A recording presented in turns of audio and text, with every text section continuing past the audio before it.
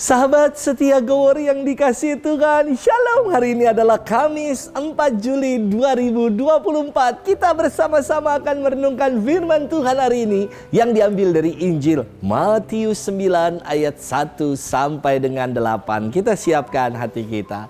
Haleluya, haleluya, haleluya. Allah mendamaikan dunia dengan dirinya dalam diri Kristus dan mempercayakan warta perdamaian kepada kita. Haleluya, haleluya, haleluya. Tuhan bersamamu dan bersama rohmu. Inilah Injil suci menurut Matius, dimuliakanlah Tuhan. Sesudah itu naiklah Yesus ke dalam perahu lalu menyeberang. Kemudian sampailah ia ke kotanya sendiri. Maka dibawa oranglah kepadanya seorang lumpuh yang terbaring di tempat tidurnya. Ketika Yesus melihat iman mereka, berkatalah ia kepada orang lumpuh itu, "Percayalah, hai anakku, dosamu sudah diampuni."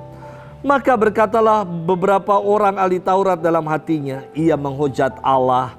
Tetapi Yesus mengetahui pikiran mereka lalu berkata, "Mengapa kamu memikirkan hal-hal yang jahat di dalam hatimu? Manakah lebih mudah mengatakan dosamu sudah diampuni atau mengatakan bangunlah dan berjalanlah? Tetapi supaya kamu tahu bahwa di dunia ini anak manusia berkuasa mengampuni dosa." Lalu berkatalah ia kepada orang lumpuh itu, "Bangunlah, angkatlah tempat tidurmu dan pulanglah ke rumahmu." Dan orang itu pun bangun lalu pulang. Maka orang banyak yang melihat hal itu takut lalu memuliakan Allah yang telah memberikan kuasa sedemikian itu kepada manusia. Demikianlah sabda Tuhan, terpujilah Kristus. Sahabat setia Gowori yang dikasihi Tuhan, Shalom. Erupsi Merapi di tahun 2010 menjadi kenangan buat saya. Kala itu saya sedang studi di Fakultas Teologi Weda Bakti di Sanata Dharma, Yogyakarta. Pagi itu nampak berbeda seperti hari biasanya. Kampus dan seminari dipenuhi banyak orang dan berubah menjadi posko pengungsian. Saya yang melihat pagi itu, langit begitu gelap, banyak orang yang menangis, mengampar di pinggir-pinggir, di lorong-lorong, di pelataran-pelataran kampus, bahkan di kelas-kelas. Aduh, hati saya langsung tergerak.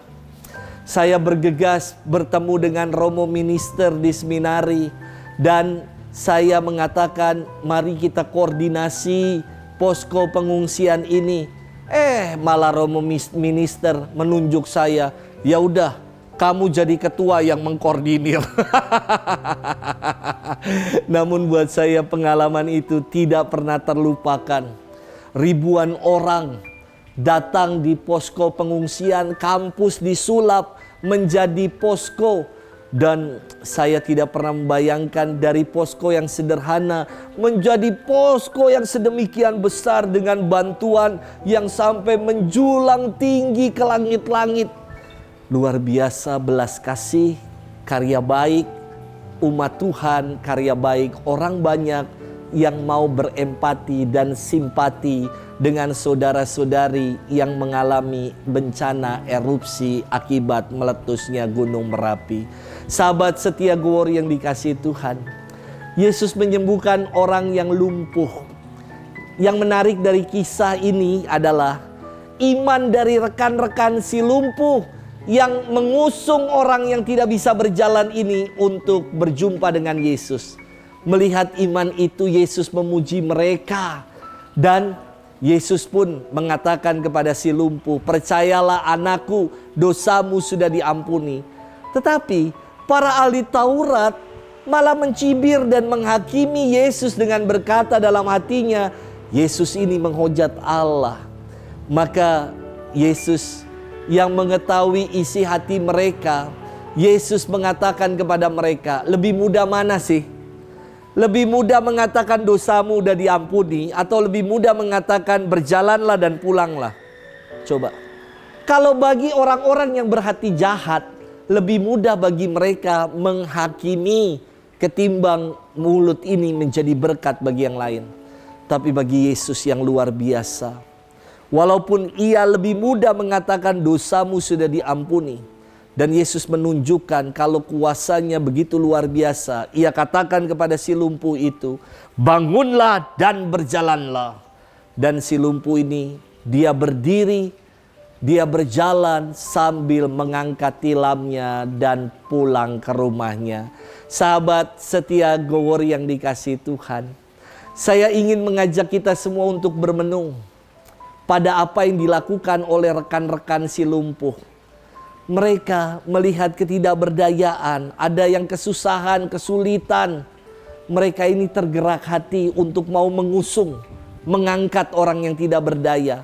Orang yang kesusahan dibantu dan ditolong.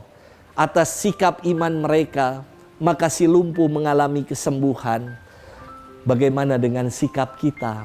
Apakah kita menjadi pribadi yang tergerak hati melihat penderitaan yang dialami oleh saudara-saudari kita yang lain, melihat kesulitan yang dialami oleh saudara-saudari kita, atau kita malah menjadi pribadi-pribadi seperti ahli Taurat yang hatinya jahat, yang lebih mudah menghakimi daripada tergerak hati. Selamat bermenung dan Tuhan memberkati kita selalu, Bapa dan Putra dan Roh Kudus. Amin.